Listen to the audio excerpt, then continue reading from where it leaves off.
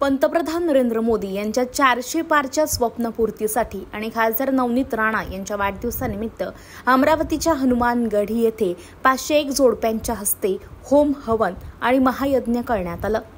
यावेळी नवनीत राणा आणि रवी राणा हे दाम्पत्य स्वतः उपस्थित होते। यावेळी सगळे विरोधक या होम हवनमध्ये स्वाहा झाले पाहिजे अशी प्रतिक्रिया आमदार रवी राणा यांनी दिलेली आहे। पाहूया। आज या ठिकाणी हनुमानगढी जे हनुमान चालीसा ट्रस्ट जे स्थापना झाली त्याचा पूर्ण जे हनुमान चालीसा ट्रस्ट जे आहे ते उद्धव ठाकरेंनी जेव्हा खासदार नवनीत राणा मला जेलमध्ये टाकलं त्यानंतर ही ट्रस्टची स्थापना झाली। 111 फूट उंच त्या ठिकाणी बजरंगबलीची मूर्तीची स्थापना होत आहे, काम सुरू आहे। त्याच पवित्र धर्तीवर हनुमानगढी या ठिकाणी नवनीत राणांच्या वाढदिवसानिमित्त आणि भाजपचा स्थापना दिवस हा सुद्धा या ठिकाणी साजरा होत आहे। 1000 पेक्षा जास्त जोडप्यांनी या ठिकाणी हवनमध्ये भाग घेतला, आहुती समर्पित केली।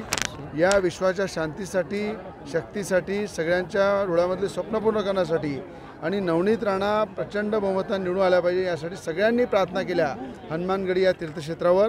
आणि देशाचे पंतप्रधान नरेंद्रजी मोदी यांच्यासुद्धा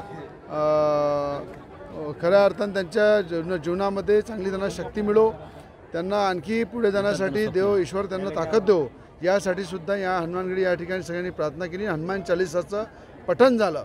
तर आज नवनीत राणाच्या वाढदिवसानिमित्त हनुमान चालीसाचं पठण 1000 पेक्षा जास्त जोडप्यांचं माध्यमातून हवन झालं या ठिकाणी आणि सगळ्यांनी आहुती दिली की जे विरोधक आहे ते याच्यामध्ये स्वाहा झाले पाहिजे आणि देशाचे पंतप्रधान नरेंद्र मोदी यांचं स्वप्न पूर्ण झालं पाहिजे। आणि पहिल्यांदा अमरावतीच्या इतिहासामध्ये, जिल्ह्यामध्ये पहिल्यांदा कमळ हे प्रचंड बहुमताने निवडून येणार आहे, खिलणार आहे।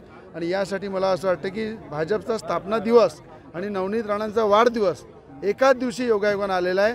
मागच्या वेळेस हनुमान चालीसाच्या माध्यमातून अंधार टाकल्यानंतर हनुमान जयंती ही नवनीत राणांच्या 6 एप्रिल वाढदिवसानिमित्तच आली होती।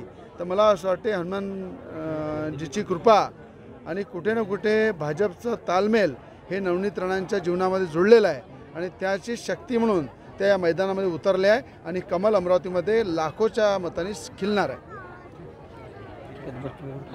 देशोन्नतीसाठी सागर डोंगरे, अमरावती।